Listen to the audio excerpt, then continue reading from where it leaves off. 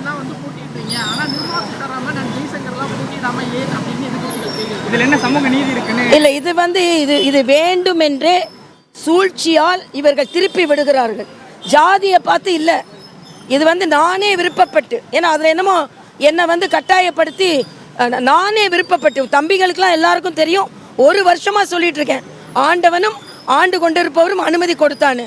முற்றிலுமாக எனது விருப்பப்படி நான் ராஜினாமா செய்திருக்கிறேன்.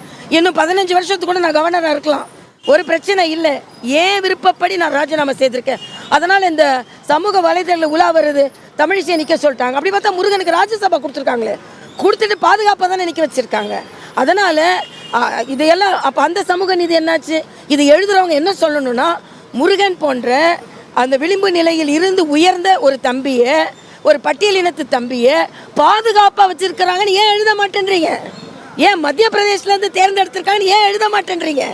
தமிழ்நாட்டில் தேர்ந்தெடுங்க, அதுக்கு முன்னால் பாதுகாப்பாக அவருக்கு மத்திய பிரதேசிலேருந்து ஒன்று கொடுத்துருக்கோம், நீங்கள் அவரை தேர்ந்தெடுத்துட்டீங்கன்னா அந்த மத்திய பிரதேசில் உள்ளதை இன்னொரு பட்டியலினத்தை தம்பிக்கு கொடுப்போன்னு தானே நாங்கள் சொல்கிறோம். ஆக அப்படியே நீங்கள் எடுத்துக்க மாட்டேன்றீங்க. அப்போ நல்லதெல்லாம் விட்டுருங்க, நல்லது இல்லாததை நீங்கள் சொல்கிறீங்க. நான் மறுபடியும் சொல்கிறேன், நேற்று கூட நான் சொன்னேன், வாரிசு அரசியல் மிக மோசமான விளைவுகளை ஏற்படுத்தும் என்று பாரத பிரதமர் திருப்பி சொன்னார். அந்த பாரத பிரதமர் என்ன சொன்னாரோ, அவர் சொன்ன வாக்கியங்கள் என்னப்பா அது டங் ஸ்லிப் எடுத்துட்டீங்களா?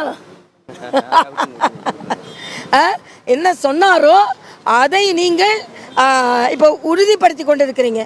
நான் கேட்குறேன், கணேசமூர்த்தி எப்படி செத்தாரு? மிகுந்த மனவேதனை. அவரை பற்றி எனக்கு தெரியும், நல்ல அரசியல்வாதி. எப்படி செத்தாரு? ஏன் செத்தாரு? தற்கொலை பண்ணுகின்ற அளவிற்கு ஒரு பாராளுமன்ற உறுப்பினர் தற்கொலை செய்திருக்கு. நீட்டில் என்ன அரசியல் பண்ணீங்க? நீங்கள் என்ன அரசியல் பண்ணீங்க? ஒரு பாராளுமன்ற உறுப்பினர் தற்கொலை செய்திருக்கிறார். இதற்கு ஸ்டாலின் அவர்களும் வைகோ அவர்களும் பொறுப்பேற்க வேண்டும். ஏன் அந்த கூட்டணியை சார்ந்தவர்கள் வாய் மூடி இருக்கிறீர்கள்? இதைத்தான் நாங்கள் சொல்லிக் கொண்டிருந்தோம்.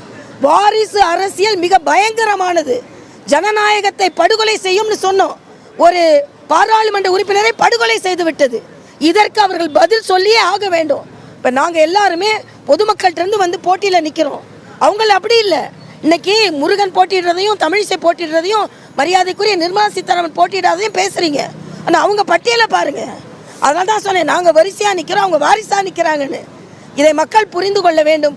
மரியாதைக்குரிய பாரத பிரதமர் அவர்களின் அனுமதி பெற்று அவரை மறுபடியும் பிரதமராக்க வேண்டும் என்ற ஒற்றை நோக்கத்தோடு தான் நான் நிற்கிறேன். ஏனென்றால் எப்படி ராமருக்கு அனுமனோ அதே போல மரியாதைக்குரிய மோடி அவர்களுக்கு நாங்கள்லாம் என்பதை நான் தெரிவித்துக் கொள்கிறேன்.